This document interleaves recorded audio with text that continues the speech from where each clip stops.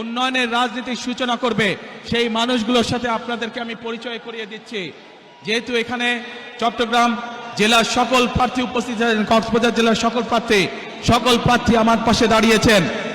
আপনাদের এলাকার উন্নয়নের দায়িত্ব এই মানুষগুলোর উপরে থাকবে, যাতে আপনাদের এলাকায় উন্নয়ন হচ্ছে কি হচ্ছে না আপনারা নির্বাচিত করার পরে এই মানুষগুলোর কাছে কি আপনার অভাব অভিযোগ আপনারা জানাতে পারবেন। এদেরকে যদি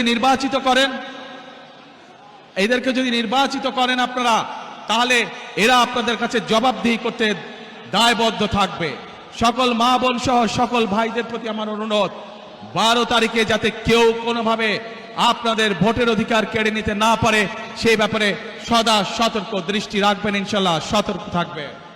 আপনার সকলে হাত এই ধান শীর্ষে তুলেন। প্রিয় ভাই বোনেরা, এই আমার হাতের ডান এবং বাম পাশে যে মানুষগুলো দাঁড়িয়ে আছে এরা হচ্ছে ধানের শীষের প্রতিনিধি।